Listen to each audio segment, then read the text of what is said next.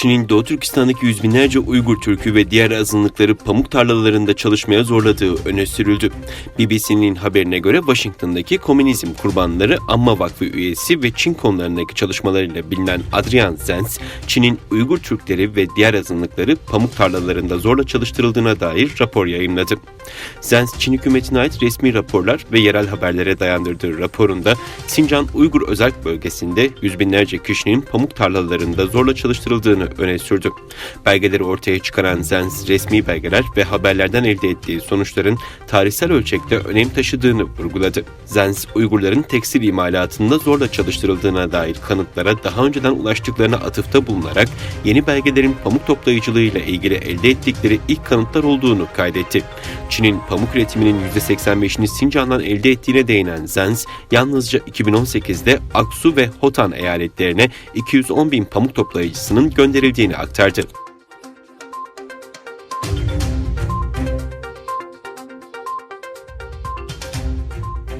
6 Temmuz'da sürgündeki Doğu Türkistan hükümeti ve Doğu Türkistan Milli Uyanış Hareketi ortaklaşa Çin Komünist Partisi'nin Uygurlara karşı soykırım ve insanlığa karşı suç işlediği iddiasıyla Uluslararası Ceza Mahkemesi'ne dava açmıştı. Uluslararası Ceza Mahkemesi, Çin Komünist Partisi'nin Doğu Türkistan halkına karşı soykırım yaptığıyla ilgili davada soruşturma başlatmadan önce daha fazla delil talep ettiğini bildirerek davayı kabul etmediğini söyledi. İngiliz The Guardian'a göre Uluslararası Ceza Mahkemesi'nin talebi davayı açan avukatlara iletildiği ve kapsamlı bir soruşturma yapılmasını gerektirecek yeteri kadar delile ihtiyaç olduğunu, bu yüzden davanın reddedildiği savunulduğu yazılıyor. Bilgilere göre Uluslararası Ceza Mahkemesi'ne ek delillerin sunulması ve ön delil toplama işlemlerinin Çin virüsü nedeniyle aksadığı ifade ediliyor.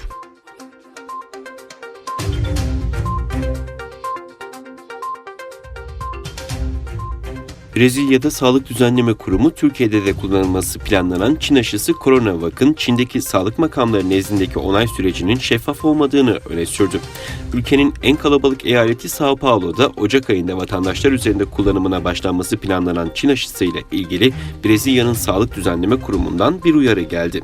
Kurum, bu aşının Çin'de geçen Haziran ayından beri acil kullanım ruhsatı var. Ancak Çin'de acil kullanım ruhsatı verilmesine ilişkin kriterler şeffaf değil ve Çinli makamların bu kararları vermesinde belirleyici olan kriterler hakkında erişilebilir bir bilgi yok açıklamasında bulundu. Çin karşıtı söylemleriyle tanınan Brezilya Devlet Başkanı da daha önce CoronaVac'a kuşkuyla yaklaştığını dile getirmişti.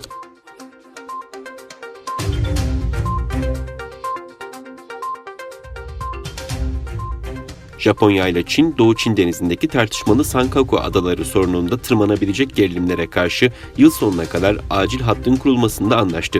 Japonya Savunma Bakanlığı'nın açıklamasına göre Bakan Kishi Nabao ile Çin mevkidaşı yaklaşık 1,5 saat süren telekonferans görüşmesi gerçekleştirdi.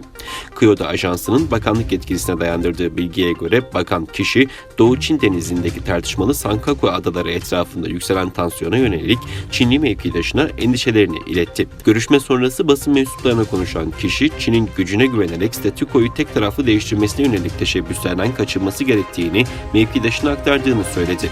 Kyodo'ya göre tartışmalı adalar sorununda tırmanabilecek gerilimlere karşı kurulması planlanan acil hattın yıl sonuna dek kurulması konusunda mutabık kalındı.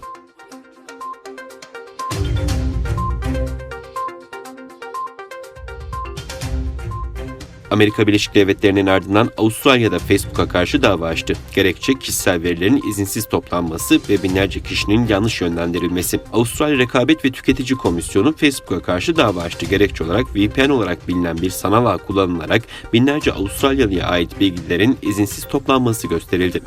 Söz konusu ağın özel olarak tanımlanmasına ve bilgilerin korunacağı taahhütüne rağmen detaylı kişisel verilerin toplandığı ve bunların Facebook'un piyasa araştırmasında kullanıldığı vurgulandı. Sosyal medya devinin satın alma süreçlerinde söz konusu bilgileri kullanarak piyasa üstünlüğünü usulsüz şekilde koruduğu belirtildi.